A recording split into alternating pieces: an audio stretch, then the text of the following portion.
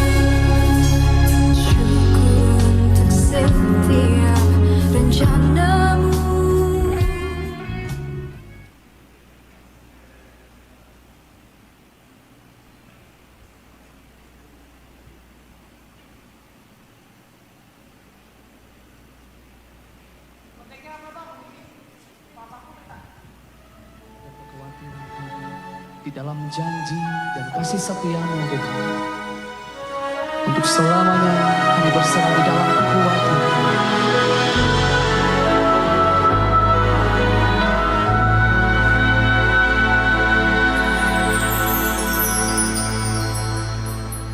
Sungguh besar setiamu, Kau nyatakan bagiku. Kau Bapa yang selalu mengerti isi hatiku.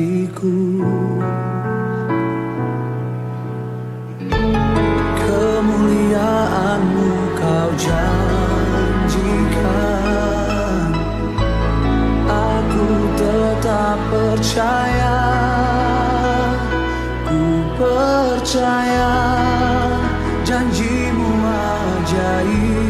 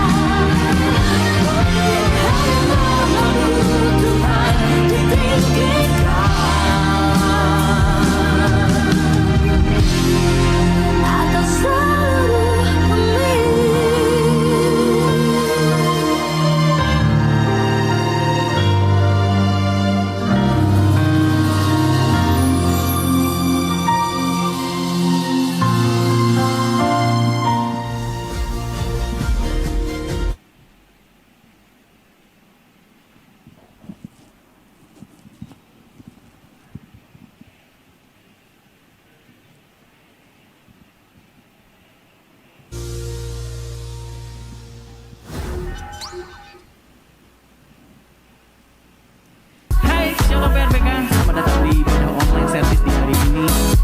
Mari sebelum kita memulai ibadah kita, mari kita berdoa terlebih dahulu. Bapak, saat ini kami datang Tuhan ke tempat-Mu, di tempat ini untuk kami ibadah Tuhan, dimanapun kami berada, di rumah masing-masing atau di manapun kami saat ini berada Tuhan, biarlah urapan-Mu tercurah atas kami Tuhan, dimanapun kami berada, dan biarlah kami bisa mengikuti fokus untuk beribadah di PRBK Service hari ini Tuhan. Kau yang berkati Tuhan, jalannya ibadah ini, Kau yang siapkan hati kami, Kau yang berikan hikmat-Mu untuk kami mendengarkan firman-Mu, dan kami menyembah-Mu Tuhan. Di dalam nama Tuhan Yesus kami berdoa, haleluya, amin. Shalom PRBK, mari siap untuk kembali memuji Tuhan, come on, come on.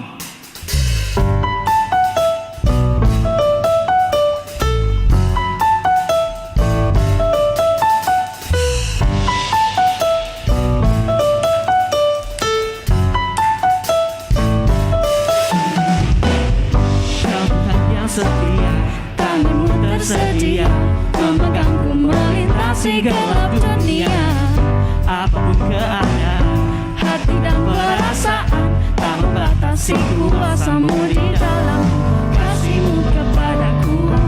Menerima apa adanya dalam kelemahanku, kuasa Tuhan jadi sempurna. Ku kan selalu kembali padamu, yang ku perlu hanyalah Kau Tuhan. Cinta-Mu membuatku mengerti siapa aku yang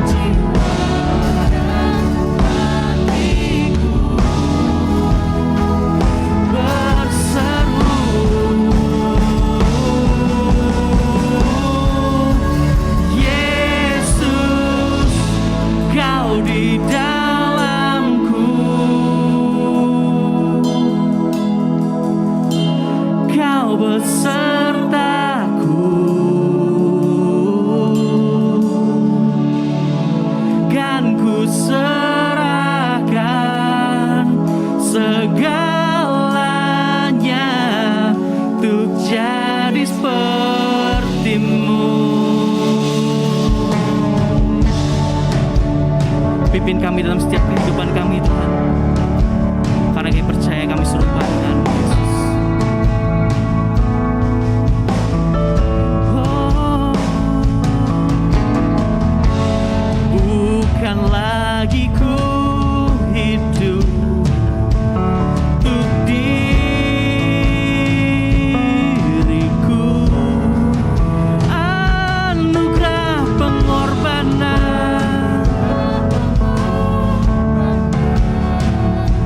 selamatkanku. Ku arahkan mataku padamu, segenap jiwa dan hatiku berseru,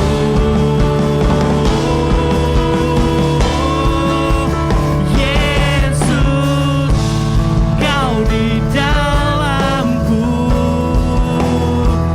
Kau besertaku.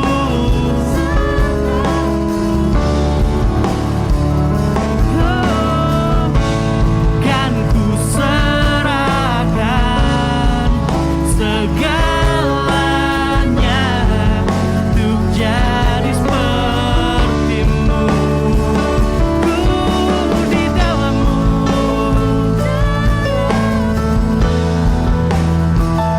oh, Kau penyelamatku.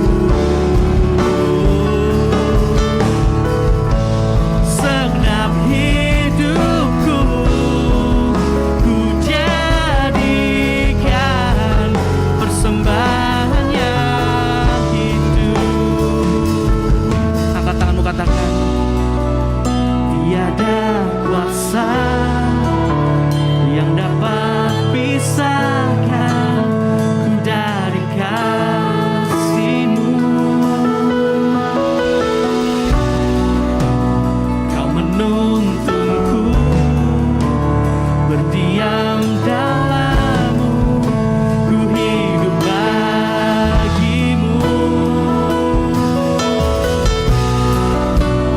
Tiada kuasa yang dapat pisahkan ku dari kasih-Mu. Kau menuntunku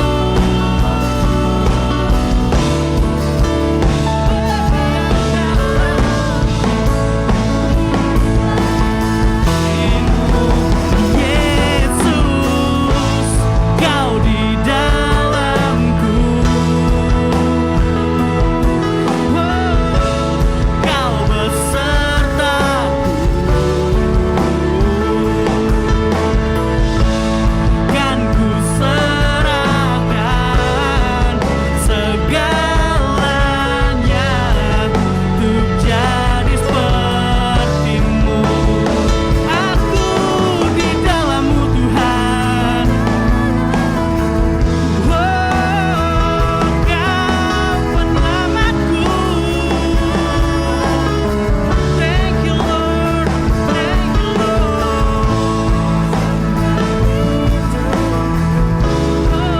Ku jadikan persembahan yang hidup. Mau dengar sekarang buatmu katakan, Kau di dalamku, Kau besertaku Tuhan,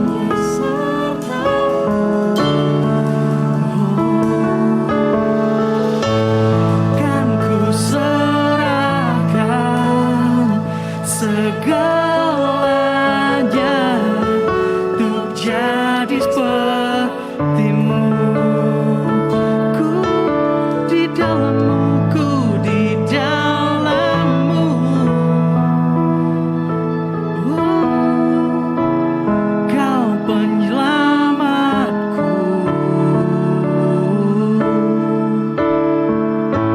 Segenap hidupku ku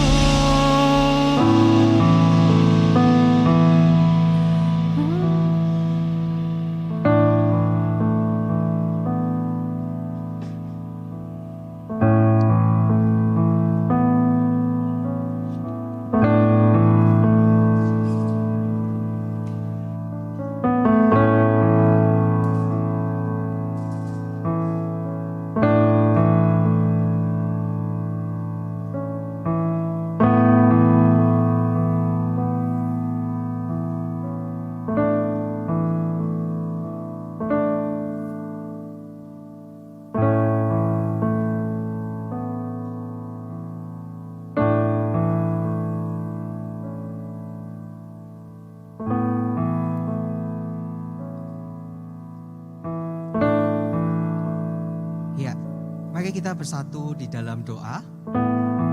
Bapa, kami mengucap syukur buat sore yang indah pada sore hari ini, karena kami boleh bersama-sama di rumah Tuhan. Di waktu yang indah ini kami boleh beribadah meskipun secara terbatas, tapi kami rindu hadirat-Mu Tuhan. Dan saat ini Tuhan, kami akan mendengarkan benih taburan firman-Mu. Tuhan Yesus yang sertai jalannya pemberitaan firman ini dari awal, pertengahan hingga akhirnya. Berkati lidah bibir hamba-Mu supaya setiap perkataan yang keluar dari mulut hamba-Mu ini boleh semuanya berasal daripada Engkau. Roh Kudus, bantu setiap kami untuk kami bisa mengerti, dan bukan hanya mengerti tapi kami bisa melakukan perintah-perintah-Mu. Di dalam satu nama Tuhan Yesus kami berdoa, amin. Silakan duduk semuanya. Shalom, sekali lagi saya sapa jemaat yang ada di tempat ini maupun jemaat-jemaat yang saat ini mengikuti live streaming dimanapun teman-teman berada, begitu ya. It's good to be back teman-teman. Senang sekali kita bisa berkumpul di tempat ini meskipun secara onsite terbatas, dan hari ini kita mulai live streaming. Hari pertama ini semoga teman-teman juga menikmati, dan saya lihat wajah-wajahnya yang berada di sini juga penuh sukacita, begitu ya. Karena sudah lama sekali kita tidak merasakan atmosfer bersama-sama dengan saudara seiman di tempat ini. Kita so excited, begitu ya, dengan memuji menyembah Tuhan. Kayaknya sudah lama sekali teman-teman, 1,5 tahun ya. Kita sudah melewati pandemi ini. Kita biasanya bertemu melalui online, tapi hari ini kita mencoba onsite terbatas dan kita merasakan kembali atmosfer yang sangat luar biasa. Semuanya bersemangat ya, amin. Ya, kita akan buka Alkitab kita di Hakim-Hakim pasalnya yang ke-11. Saya diberikan tema oleh panitia, begitu ya, pengurus, itu rekomitmen gitu.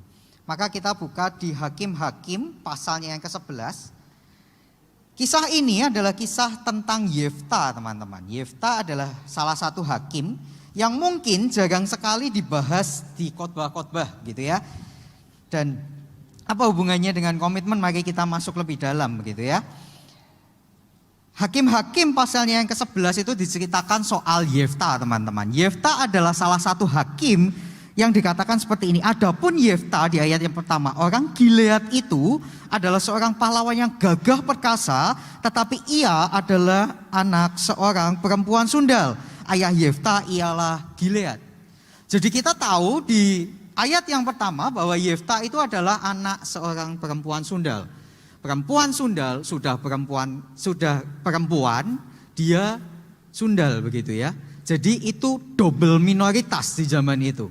Sehingga bisa bayangkan ketika ada seseorang yang lahir dengan satu keadaan yang tidak bisa diubah, begitu ya. Kita lahir dengan satu keadaan yang underdog banget nih. Ini si Yefta ini underdog banget. Dikatakan di situ Yefta disingkirkan oleh kaum saudara-saudaranya dan dia bergabung dengan perampok-perampok yang lain. Itu istilahnya kita masuk ke satu komunitas, kita nggak diterima di komunitas itu dan kita disuruh keluar. Oke, fine, aku nggak akan masuk ke komunitas ini lagi. Oke, fine, aku nggak akan menginjakkan kaki di sini. Tapi tiba-tiba Israel saat itu diserang, teman-teman, oleh Bani Amon. Kalau teman-teman baca kisahnya, kita nggak akan baca semua ayat karena akan terlalu panjang, begitu ya. Nah, ceritanya Israel itu diserang oleh Bani Amon, teman-teman. Dan saat itu tidak ada orang lain yang lebih hebat daripada Yefta. Dan mereka berpikir seperti ini, waduh, bagaimana ini menghadapi Bani Amon? Kita nggak bisa menghadapi Bani Amon. Yuk panggil lagi Yefta. Si komunitas yang buang dia tarik lagi. Tapi bukan di situ poinnya, karena ini masih pendahuluannya. Jadi setelah Yefta dipanggil lagi, oke, fine, aku akan perang, tapi aku minta ini. Biasa dong. Oke, aku akan kembali, tapi syaratnya ini. Kamu mau accept aku lagi? Oke, syaratnya ini. Manusiawi banget. Itu ya. Nah, yang menarik adalah di mulai ayat 29, teman-teman. Mulai di ayat 29. Judul perikopnya LAI memberi judul adalah Nasar Yefta. Jadi waktu itu Yefta ketika mau perang, oke, fine, gue mau perang nih, gitu ya. Nah, ayat 30 dikatakan seperti ini, lalu bernasarlah Yefta kepada Tuhan, katanya, jikalau engkau sungguh-sungguh menyerahkan Bani Amon itu ke dalam tanganku, maka apa yang keluar dari pintu rumahku untuk menemui aku, pada waktu itu aku kembali dengan selamat dari Bani Amon, itu yang akan menjadi kepunyaan Tuhan dan aku akan mempersembahkan korban bakaran. Menyeramkan sekali teman-teman. Beberapa hari ini kita lagi heboh dengan salah satu drama Korea namanya Squid Game, betul ya? Oh, ini yang senyum-senyum pasti tahu apa teman-teman yang ada di rumah. Oh iya, saya nonton gitu ya. Kita lihat yang sadis-sadis saja kita, kok bisa gitu ya, demi bayar utang kok kayak gitu.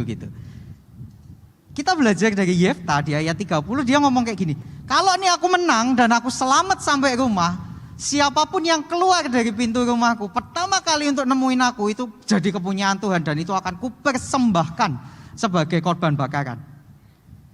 What is that? Apa itu?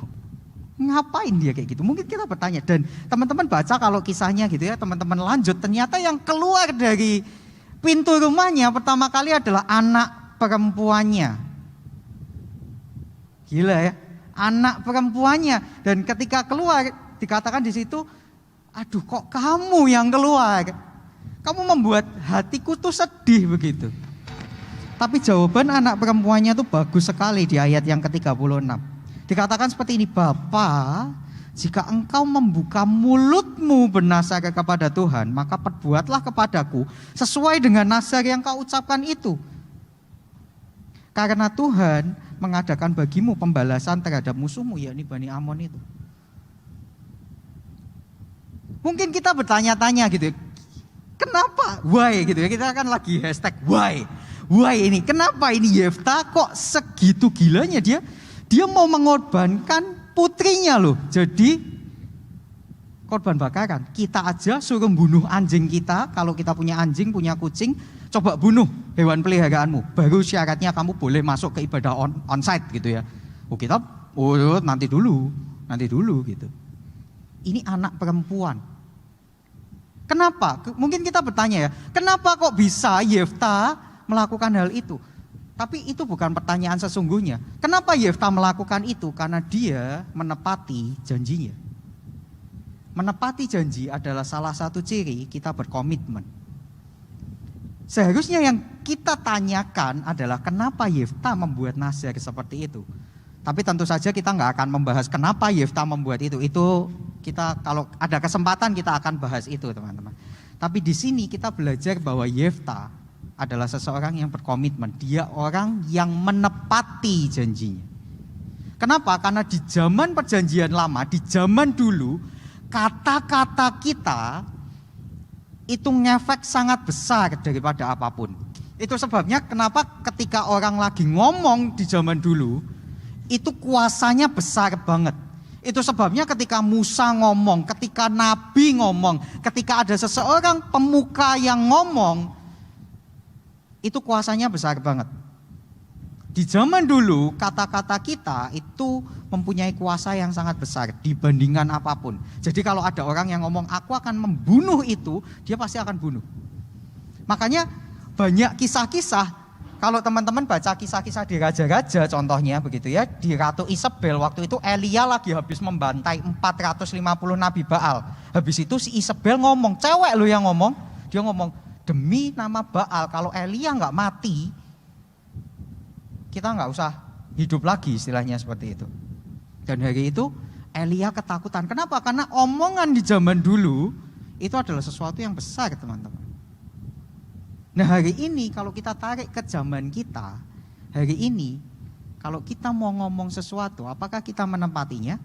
Saya nggak merasa bahwa saya orang yang sempurna begitu. Saya juga banyak celahnya teman-teman. Tapi di zaman ini berapa banyak orang yang bisa berkomitmen. Di zaman ini orang yang diminta berkomitmen itu susahnya minta ampun.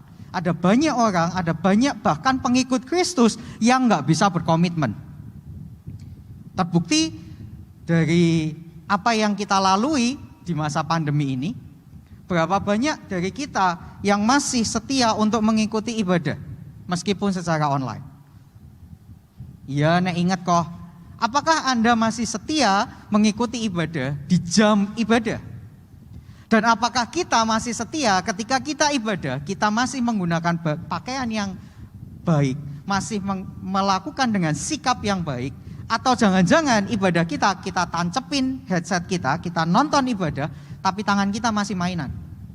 Atau mungkin kita masih tiduran, atau mungkin kita masih selonjoran, atau mungkin kita masih melakukan hal yang lainnya. Komitmen itu bukan sesuatu yang gampang. Komitmen adalah sesuatu yang lumayan susah, teman-teman. Karena apa yang kita ucapkan seringkali tidak kita lakukan.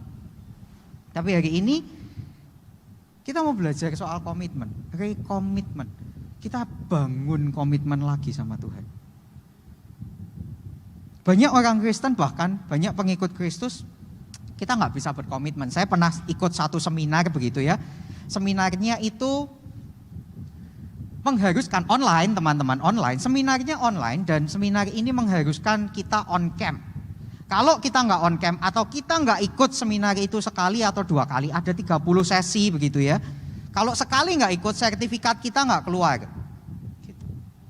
Untuk orang-orang yang nggak mau berkomitmen, mereka akan mikir it's okay, gua nggak butuh sertifikatnya, gua cuman butuh poin-poinnya. Ini poinnya jelek, gua nggak bisa. Hari ini aku mau all you can eat sama teman-teman, aku nggak mau ikut. Ini bukan masalah sertifikatnya, ini masalah komitmennya. Berapa banyak dari kita itu cuman melihat apakah sesuatu itu ada nilainya atau enggak. Mau ikut CG enggak? Ya kalau aku bisa aku ikut gitu. Ini ada pelatihan nih, mau ikut enggak? Ya, berapa sesi? 4 sesi, 4 kali, jadi seminggu sekali gitu. Mau ikut enggak? Dapat sertifikat loh. Oh, aku enggak butuh sertifikatnya, nanti kalau aku bisa ikut, aku ikut. Ini bukan masalah itu, teman-teman. Ini masalah komitmen. Ya, enggak. Kalau kita berkomitmen, maka apapun yang kita ucapkan harus kita lakukan. Nah, itu susah gitu. Kenapa? Kita bahas ya. Kenapa orang itu susah berkomitmen? Kenapa susah banget untuk berkomitmen? Yang pertama, karena hidup kita sudah dipenuhi sama hal-hal yang, mohon maaf, tidak penting. Hidup kita dipenuhi dengan sesuatu yang tidak esensial. Sehingga ketika ada sesuatu yang penting, ada sesuatu yang esensi, kita nggak mau ikut. Contoh, yang dulu rajin ikut seminar di kuliah, belum tentu sekarang bisa ikut seminar. Kenapa? Karena hidup kita menemukan, hidup kita sudah dipenuhi hal-hal yang tidak esensi. Rebahan, maraton drama Korea, main media sosial, main game, even aku ikut webinar tak off cam aja nggak apa-apa. Aku ikut webinarnya, tapi aku nongkrong sama teman-teman di kafe juga nggak apa-apa. Toh pembicaranya juga nggak tahu aku ada. Hidup kita dipenuhi sama sesuatu yang nggak penting, sehingga ketika sesuatu yang penting itu datang, kita merasa bahwa kayaknya itu jadi nggak penting gitu. Siapa yang di sini menganggap bahwa pendalaman Alkitab itu penting? Pasti banyak ya. Kita merasa bahwa oke, pendalaman Alkitab itu penting, tapi berapa banyak yang dari kita yang masih mengikuti pendalaman Alkitab dengan rutin? Sekali lagi, saya bukan orang yang paling sempurna, teman-teman. Tapi hari ini kita mau sama-sama belajar bahwa komitmen itu bukan cuman ketika kita oke, aku ya ikut, tapi nanti kalau aku pas nggak bisa ya aku nggak bisa. Bukan soal itu, teman-teman. Kita buka di Efesus pasalnya yang kelima. Efesus pasalnya yang kelima, ayat yang ke-15 sampai ke-17.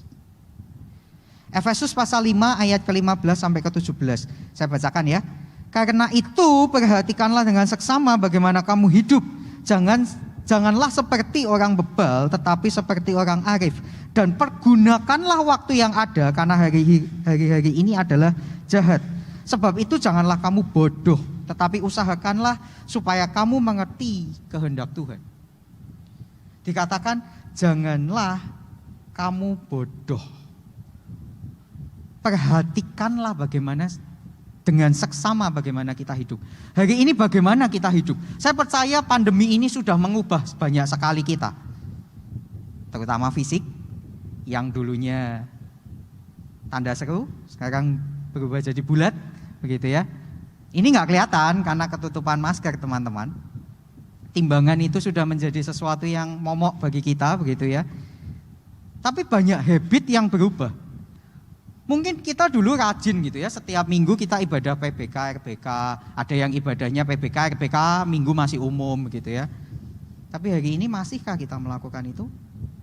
Atau jangan-jangan hidup kita sudah dipenuhi? Kok jujur ya, semenjak pandemi Maret 2020 sampai sekarang ibadah PRBK itu aku enggak nonton. Kecuali dipaksa sama CG leader. Kecuali aku ngisi CG. Nah hati-hati. Berapa banyak dari kita yang masih ikut teman-teman? Atau berapa banyak dari kita yang sudah enggak?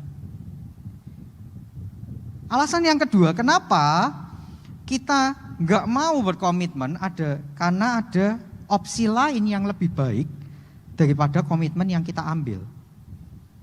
Beberapa waktu yang lalu, bahkan sampai sekarang, ada hashtag yang terkenal namanya hashtag FOMO. FOMO itu kayak, aku tuh pengen enggak mau ketinggalan zaman gitu ya. Nah, bagi kita hal-hal yang kita mau ambil komitmennya itu enggak FOMO. Oh itu udah kuno, ke gereja itu sudah kuno banget. Sekarang loh aku bisa kedolan ke gereja mana-mana. It's fine, it's okay. Karena memang teknologi begitu. Tapi masalahnya dengan segitu banyaknya channel bergereja, dengan segitu banyaknya kemudahan, masihkah kita mau melakukannya? Atau jangan-jangan enggak, itu tidak menarik buat saya. Itu enggak esensial buat saya dan saya lagi enggak butuh itu. Sekolah itu kalau kita pikir-pikir, kita enggak pengen sekolah. Siapa sih yang mau sekolah? Siapa sih yang mau sibuk-sibuk ngurusin sin, kos, tangan, limit, fungsi? Siapa sih yang mau ngurusin gerak tumbuhan? Siapa sih yang mau belajar hal-hal yang kayak gitu? Beberapa murid saya selalu ngomong kayak gini, ini tuh fungsinya buat dunia nyata apa sih gitu. Pak Ali membeli 50 pisang, siapa yang beli pisang 50? Buat apa gitu ya. Ini gak ada fungsinya. Betul, beberapa hal di pelajaran itu soalnya mengada-ada begitu. Tapi ketika kita gak sekolah, kita gak dapat berilmu. Gitu. Kita gak dapat ilmunya, kita gak dapat cara mikirnya. Makanya orang yang nggak sekolah itu biasanya gampang ngemakan hoax dan lain sebagainya. Banyak orang nggak suka sekolah, tapi ternyata sekolah itu penting dengan membentuk kita untuk kita patuh, kita manajemen waktu, kita bersosialisasi sama teman gitu ya. Ada banyak hal yang ternyata itu esensi, tapi kalau kita jalanin itu nggak penting sama sekali. Makan sayur itu nggak enak teman-teman, tapi itu penting. Betul ya, ada banyak hal. Olahraga itu gak enak waktu dijalanin, gak ada orang yang hobinya olahraga. Bangun pagi, jogging gak ada. Karena Indomie, martabak, kawan teman-teman. Enak banget itu. Siapa orang yang mau olahraga bangun pagi, harus nyediain waktu untuk workout, gak ada. Tapi itu esensi. Kita harus bisa membedakan mana yang itu keinginan, mana yang itu hal yang paling penting buat kita. Nah, Filipi 2 ayatnya yang ketiga teman-teman. Filipi 2 ayat yang ketiga berkata seperti ini. Dengan tidak mencari kepentingan sendiri atau puji-pujian yang sia-sia, sebaliknya hendaklah dengan rendah hati seorang menganggap yang lain lebih utama daripada dirinya sendiri. Ada hal yang lebih esensi di mana it's not about you, it's about Jesus. Itu bukan soal kita, bukan soal kamu mau atau enggak, kamu suka atau enggak. Tapi hidup kita bukan kita lagi, betul ya? Kalau kita sudah menjadi manusia baru, semua yang kita lakukan itu bukan soal kita. It's not about you. It's about Him. Itu soal Jesus gitu. Itu soal Yesus. Gimana kita menyenangkan hati Yesus kalau kita enggak melakukan itu? Satu ayat lagi, Mazmur 15. Mazmur 15. Ayat yang pertama dikatakan seperti ini. Tuhan, siapakah yang boleh menumpang dalam kemahmu? Siapa yang boleh diam di gunungmu yang kudus? Lalu baca loncat di ayat 4b. Tetapi memuliakan orang yang takut akan Tuhan, nih, yang berpegang pada sumpahnya walaupun rugi. Itu ngomong soal komitmen. Orang yang memegang sumpahnya, orang yang keep his word even when it hurts. Meskipun itu rugi, meskipun itu sakit, tapi komitmen yang dibangun sama seseorang, siapa yang boleh tinggal dalam kemahmu yang kudus? Orang yang memegang sumpahnya walaupun itu rugi. Meskipun kita ngomong, oke, aku mau ikut CG, oke, aku mau ikut ibadah. Meskipun sakit, meskipun tak sesel-sesel meskipun jadwalku itu padat banget, tapi di jam ini aku mau ada buat PRBK. Aku mau ada buat Tuhan. Waktuku ini tidak boleh diganggu gugat. Ada perbedaan orang yang ngomong sama kalian di waktu senggangnya, ada orang yang mau ngomong sama kalian di waktu luangnya, ada orang yang mau meluangkan waktu untuk ngomong sama kamu. Ketahui perbedaannya. Ada orang yang ngomong sama kamu, ada orang yang mau melayani di waktu luangnya. Tapi ada orang yang meluangkan waktunya untuk bisa melayani. Dan yang kedua ini adalah orang yang berkomitmen. Kenapa? Karena banyak orang yang cuman oke, nanti waktu saya luang ya. Tapi ada orang yang meluangkan waktunya di tengah 24 jamnya dia luangin 2 jam ini buat pelayanan, buat ngurusin orang, buat ketemu orang. Dan ketahui perbedaannya, teman-teman. Itu komitmen. Kenapa kadang kehidupan kita nggak berkualitas gitu ya? Karena kita nggak mau berkomitmen. Cek semua brand besar, cek semua kesuksesan di dunia ini, semuanya dimulai dari orang-orang yang mau komit. Ada satu brand namanya 7up, teman-teman. Tahu nggak 7up itu awalnya namanya itu 1up, 1up namanya. Tapi mereka gagal, diganti 2up, diganti lagi 3up, diganti lagi 4up, 5up, 6up, sampai akhirnya 7up, dan itu mendunia. Kenapa dia bisa mendunia? Karena ada orang-orang yang mau komit. Nih piye kita rugi, terus gimana? Yo wes bubar, no, enggak. Ada orang yang oke, fine, kita cari caranya gimana. Hari ini banyak, Tuhan lagi butuh orang-orang yang mau berkomitmen, teman-teman. Karena sesuatu yang besar itu selalu dimulai dengan komitmen. Anda nggak akan pernah dapat badan yang bagus kalau kita nggak pernah mau komitmen, bangun pagi, jaga makan, nggak tidur malam, nggak makan gula dan lain sebagainya. Kita nggak akan dapat nilai yang bagus kalau kita nggak pernah berkomitmen. Kita nggak mau belajar, kita nggak mau ngulang, kita nggak mau ambil bimbel dan lain sebagainya. Kita nggak akan pernah sukses kalau kita nggak pernah mikirin kerjaan kita. Isinya ngeluh aja, itu nggak akan mungkin. Karena ada sesuatu yang besar kalau kita mau berkomitmen. Kalau kita mau komit sama sesuatu, sama dengan hubungan. Kalau kita mau komit sama hubungan kita, apapun alasannya, kita akan stay di sana. Ini kita ngomong hubungan yang sehat ya, bukan hubungan yang toksik, itu beda lagi. Tapi sesuatu yang besar selalu dimulai dengan komitmen yang besar juga. Dan komitmen yang dilakukan. Bilangan pasalnya yang ke-30. Bilangan pasalnya yang ke-30. Ayat yang pertama. Bilangan, ketika kitab bilangan ini ditulis, dikatakan seperti ini. Ini kisah bilangan ini ditulis untuk bangsa Israel. Jadi bangsa Israel ketika itu generasi pertama mereka keluar dari Mesir, Tuhan ratain semua, tersisa 2 orang, Kaleb dan Yosua. Dan ketika itu Musa lagi ngomong sama generasi anaknya, generasi kedua. Dikatakan generasi pertama sudah habis, ini generasi kedua yang mau masuk ke Kanaan. Dikatakan seperti ini, kamu harus ingetin satu hal sama bangsa Israel, satu hal yang penting. Salah satu hal yang penting supaya bangsa ini tahu, dikatakan seperti ini. Musa berkata kepada kepala-kepala suku Israel, demikian inilah yang diperintahkan Tuhan, apabila seorang laki-laki bernazar atau bersumpah kepada Tuhan sehingga ia mengikat dirinya kepada suatu janji, maka janganlah ia melanggar perkataan itu, haruslah ia berbuat tepat seperti yang diucapkan. Dari sekian banyak Tuhan ingetin ini. Kalau kamu ngomong sesuatu sama Tuhan, Dulu kamu pernah janji sama Tuhan. Mungkin di tempat ini kita pernah ada KKR dan kita maju, kita nangis di hadapan Tuhan. Tuhan, aku mau mengikut Engkau.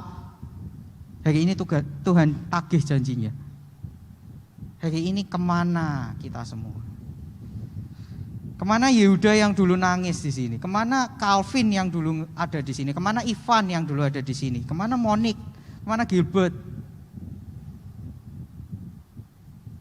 Dan lain sebagainya.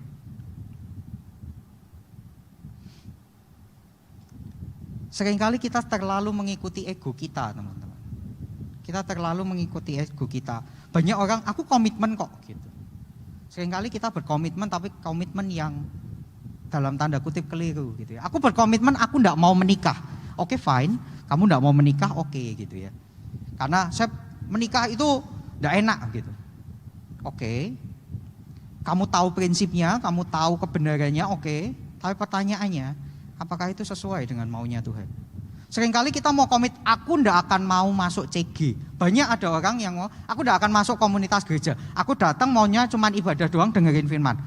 Oke, karena CG itu bikin berantem dan lain sebagainya. Wah, alasannya banyak. Ini logikanya gini.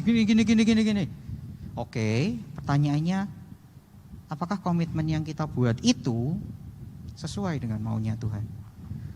Atau jangan-jangan itu cuma feeling kita aja. Kita wegah ribet, kita nggak mau ribet, kita nggak mau susah, kita nggak mau jadwal kita diganggu, sehingga kita bikin komitmen.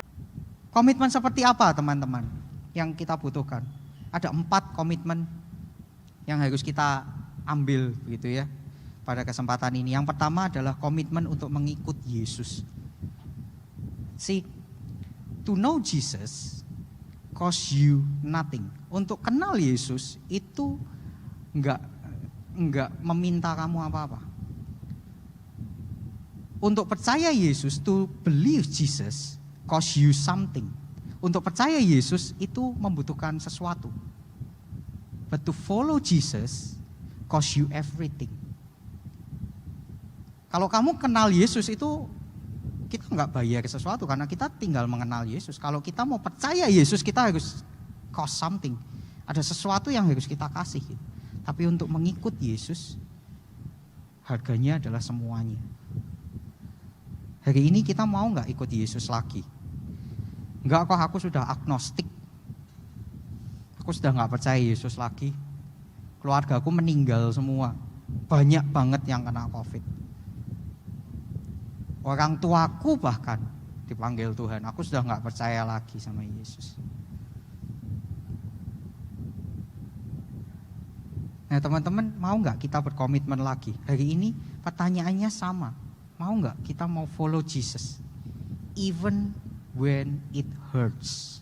Meskipun itu sakit, meskipun itu rugi. Yang kedua, komitmen untuk apa sih? Komitmen untuk jemaat Tuhan. Gereja itu adalah tempat di mana kita tertanam. Tapi tidak pernah ditulis di Alkitab gereja itu satu tempat yang kita tuju. Tidak pernah. Gereja itu bukan satu tempat yang kita tuju. Gereja itu kita, teman-teman. Gedung gereja memfasilitasi, betul. Jemaat gereja itu memfasilitasi. Nama itu memfasilitasi. Tapi gereja itu apa? Gereja itu kita, teman-teman. Mau nggak kita komit buat anggota tubuh Tuhan ini? Mau nggak? Gereja itu identitas kita, teman-teman. Jadi komitmen kedua adalah komitmen untuk jemaat Tuhan. Yang ketiga adalah komitmen untuk melayani. Kemarin di salah satu CG begitu ya, ngomong soal pelayanan, heritage. Bahwa pelayanan itu adalah salah satu warisan yang Tuhan kasih buat kita. Nah ketika kita mau komit nggak buat pelayanan Tuhan? Kita mau komit nggak untuk melayani Tuhan? Pelayanan tidak harus di gereja, tapi ketika kita masuk ke dunia sekolah, masuk ke dunia kerja, itulah pelayanan kita. Kita mau tunjukkan siapa? Ketika orang lihat Yehuda saat itu, orang lihat Yesus atau lihat yang lain? Ketika orang lihat kita, ketika orang lihat Anda, dia lihat Yesus atau lihat yang lain? Identitas itu yang harus kita bangun. Komitmen untuk melayani. Ketika kita melakukan sesuatu, itu apa yang dilihat dunia sama kita. Yang keempat tentu saja komitmen yang kita buat. Jadi apa yang kita ucapkan. itu adalah sesuatu yang kita lakukan. Saya sering sekali mungkin jatuh di sini begitu ya. Kadang saya selalu mungkin berucap nanti saya akan ke sana gitu. Tapi ternyata nggak bisa karena ada 1-2 hal begitu ya. Tapi saya juga belajar teman-teman untuk kita mengambil komitmen. Sama seperti Yefta begitu ya. Ketika kita belajar soal Yefta, siapa sih? Kenapa sih Yefta?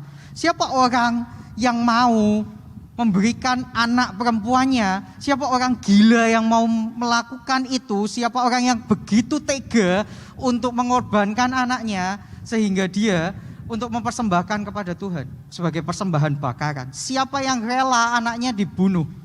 Teman-teman tahu nggak? Tuhan lakukan itu. Siapa sosok yang berani melakukan seperti itu?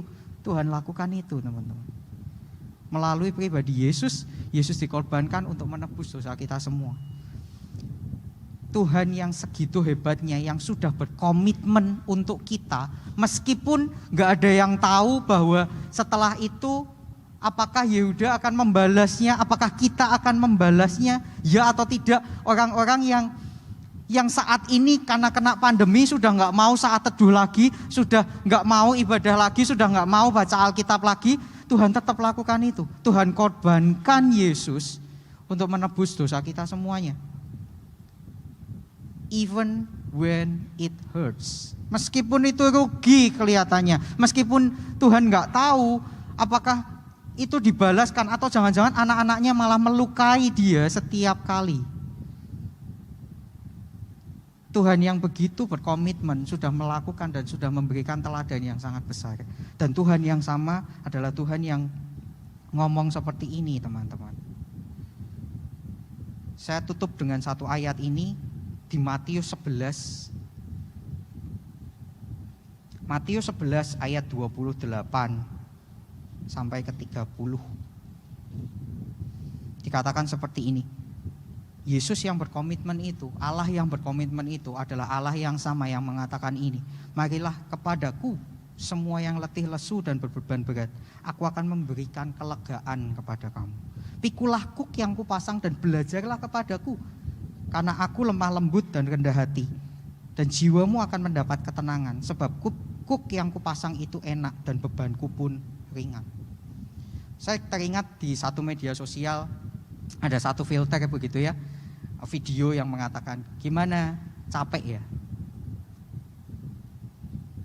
Dari ini saya mungkin akan katakan itu, gimana teman-teman 1,5 tahun ini, capek ya. Kalau kita capek, ayat ini menjadi peneguhan buat kita, marilah kembali kepadaku. Semua yang lagi capek, yang gak tahu mau digimanain, yang bingung besok sekolahnya gimana, yang gak tahu masa depannya kayak gimana, Tuhan aku bisa kuliah atau enggak, yang gak tahu kerjaannya ke depan kayak gimana, Tuhan ini aku kok gak lulus-lulus, yang gak tahu orang tuanya mau dibawa kemana lagi. Stop teman-teman. Buat teman-teman yang lagi letih lesu dan berbeban berat, Tuhan katakan marilah datang kepadaku. Semua yang letih lesu dan berbeban berat, aku akan memberikan kelegaan. Pikulah kuk, ambil komitmen lagi yuk sama Tuhan. Kembali lagi yuk sama Tuhan. Di titik ini, di momen ini sudah tinggalkan yang lalu. Gak usah diingat-ingat lagi, Tuhan aku sudah melakukan banyak dosa banget. Aku sudah jauh banget hilangnya Tuhan. Mungkin aku sudah tidak layak masuk ke gereja lagi. Tapi hari ini Tuhan, pesannya Tuhan sederhana. Yuk balik yuk, ambil komitmen lagi yuk sama Tuhan. Di waktu ini, baik teman-teman yang ada di sini maupun teman-teman yang ada di rumah, ambil komitmen 1-2 menit ini. Mari kita mau ambil komitmen, Tuhan, aku mau. Mari sama-sama kita mau teduhkan hati kita. Kita mau berdoa bersama-sama. Kita mau ambil komitmen di hadapan Tuhan. Bapak, Engkau tahu Tuhan keadaan kami hari ini. Mungkin kami yang sudah terlalu jauh, terlalu lama kami tidak kembali kepadamu. Kami sudah sibuk dengan kesibukan kami. Tuhan percayakan begitu banyak. Tapi justru sesuatu yang Tuhan percayakan membuat kami jauh daripada Engkau. Kami jauh dari saat teduh kami sehari-hari. Kami jauh dari ibadah-ibadah. Kami jauh dari komunitas kami. Kami jauh dari kata melayani. Semua yang kami pikirkan adalah sekolah kami, kuliah kami, pekerjaan kami, keluarga kami, ataupun urusan kami semata-mata. Pada kesempatan ini kami mau kembali Tuhan kepadamu. Kami mau mengambil komitmen sekali lagi. Mungkin komitmen yang tidak terlalu besar, tapi kami mau pastikan bahwa komitmen itu kami mau jalankan di hadapan-Mu. Ampuni kami jika saat ini kami masih tidak bisa berkomitmen. Kami masih hanya mengatakan kata-kata kosong. Tapi mulai hari ini kami mau belajar untuk mengatakan sesuatu yang baik. Kami mau ambil komitmen dan kami mau tepati komitmen itu. Tuhan yang bantu, Tuhan yang teguhkan setiap hati kami, Roh Kudus yang bantu setiap kami. Terpujilah kiranya nama-Mu Tuhan, di dalam satu nama Tuhan Yesus kami berdoa dan mengucap syukur. Haleluya. Amin.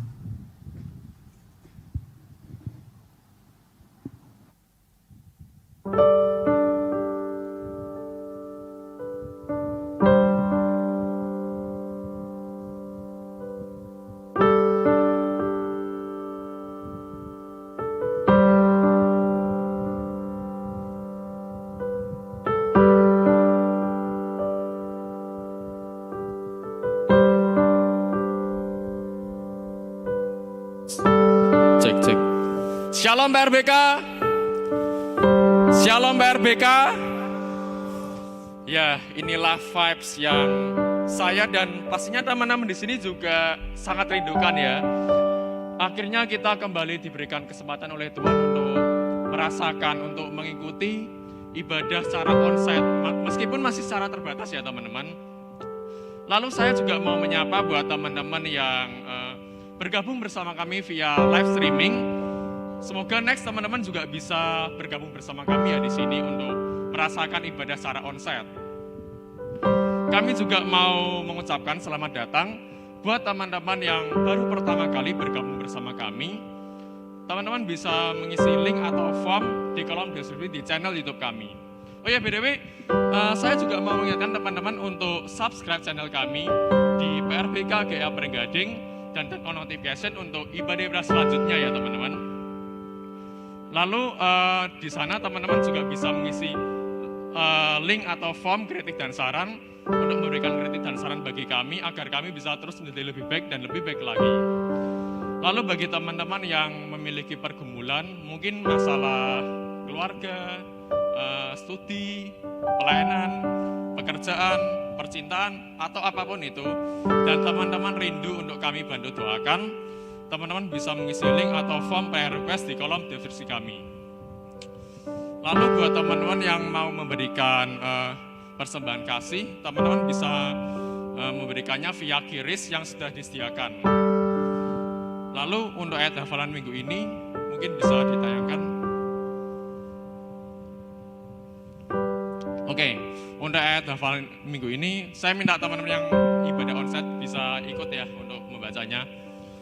3, 2, 1. 1 Timotius 6 ayat 6. Memang ibadah itu kalau disertai rasa cukup memberi keuntungan besar. Amin. Oke, saya Evan Jason pamit undur diri. See you untuk ibadah selanjutnya. Doa penutup saya serahkan pada Ko Alwi.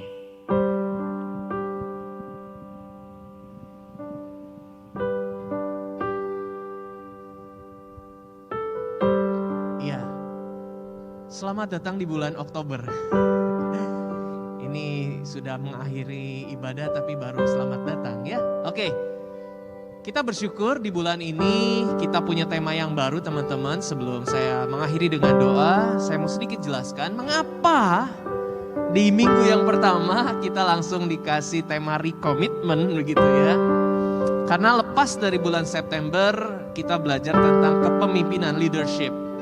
Dan bulan ini kita punya satu tema yang sesuai dengan visinya PRBK.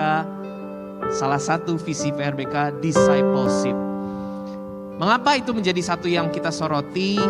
Karena kita mau melihat apa yang penting ya. Apa yang penting menurut siapa? Kita belajar kalau Tuhan Yesus sendiri menganggap penting tentang memuridkan. Ingat saudara sekalian, ketika Tuhan Yesus sudah bangkit, menemui Simon Petrus, apa yang dipercakapkan dengan Simon Petrus bukan cerita tentang kesuksesan ataupun pekerjaan Simon Petrus, tapi ketika Tuhan bertanya, apakah engkau mengasihi aku? Ya Tuhan, engkau tahu, kata Petrus. Lalu Tuhan berkata, gembalakanlah domba-dombaku. Jadi sebelum Tuhan Yesus naik ke surga, itu hal terakhir yang dikatakan kepada Petrus. Oleh karena itu ini adalah hal yang penting. Sepanjang bulan ini saya berharap kita mau belajar ya beberapa poin di 5 minggu di bulan Oktober ini tentang discipleship atau pemuridan.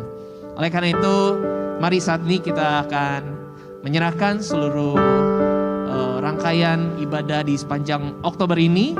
Dan kita akan mengakhiri ibadah pada sore hari ini. Mari kita bangkit berdiri bersama. Kita berdoa, menyerahkan semua kehidupan kita ke dalam tangan Tuhan. Kami bersyukur Tuhan untuk ibadah hybrid pada sore hari ini yang dilakukan onsite, terbatas maupun online. Rekan-rekan yang mengikutinya dari rumah ataupun dari manapun mereka berada, biarlah sungguh kami boleh merasakan kasih Tuhan. Kami boleh merasakan lawatan Tuhan dalam kehidupan kami. Saat kami boleh memuji menyembah Tuhan bersama-sama, saat kami boleh merenungkan firman Tuhan, bahkan firman-Mu yang keras menegur setiap kami, untuk kami melihat kembali hal yang penting dalam hidup kami. Biarlah kami belajar dari Yesus yang mendorong setiap murid-muridnya untuk terus melihat pada komitmen yang sejati. Oleh karena itu tolong kami Tuhan, mampukan kami, dan biarlah kami boleh terus menjadi alat di tangan Tuhan. Berkati hamba-Mu, Saudara Yehuda yang sudah menjadi berkat buat kami semua. Biarlah Tuhan juga yang akan memperlengkapi terus di dalam pelayanannya, pekerjaannya, keluarganya, dan Tuhan terus buat berhasil apapun yang dikerjakannya hari-hari ini.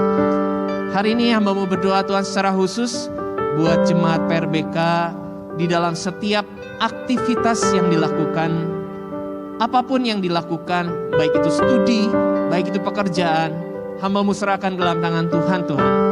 Di masa pandemi yang tidak semakin mudah, biarlah Tuhan yang akan menolong, memberikan kekuatan hikmat, bahkan terobosan-terobosan untuk apapun yang dapat mereka kerjakan, sehingga mereka boleh memuliakan Tuhan, mereka boleh berkarya, mereka boleh menjadi berkat bagi sesamanya. Dan oleh karena itu kami membutuhkan hikmat Tuhan, kami membutuhkan kekuatan-Mu. Tolong kami ya Bapa. Kami juga berdoa untuk sekolah-sekolah yang sudah memulai PTM, pembelajaran tatap muka. Tuhan yang akan menolong setiap sekolah-sekolah di dalam memberlakukan hal tersebut. Mungkin masih ada kecanggungan atau hal-hal yang mungkin masih belum siap Tuhan di beberapa sekolah yang baru menjalaninya. Tuhan yang akan tolong untuk pimpinan sekolah, pengurus sekolah tersebut, yayasan yang ada. Tuhan juga yang akan menolong supaya anak-anak boleh terus belajar. Kami boleh terus dibekali dengan ilmu-ilmu yang sungguh menjadi bekal buat kehidupan kami. Terima kasih ya Bapak. Kami serahkan juga untuk teman-teman yang mungkin akan menghadapi UTS di dalam beberapa minggu ke depan. Tuhan yang akan juga menolong, memberikan kerinduan kami untuk memberikan yang terbaik buat Tuhan saja. Terima kasih, pada akhirnya kami boleh mengucap syukur untuk ibadah yang berlangsung dari awal sampai akhir. Dan biarlah kami mengucap syukur karena kami boleh merasakan lawatan Tuhan dalam hidup kami. Dan kami menyerahkan hidup kami sepanjang 1 minggu ke depan di dalam tuntunan Tuhan saja. Terima kasih ya Bapa. Dan biarlah berkat-Mu tercurah atas kami semua.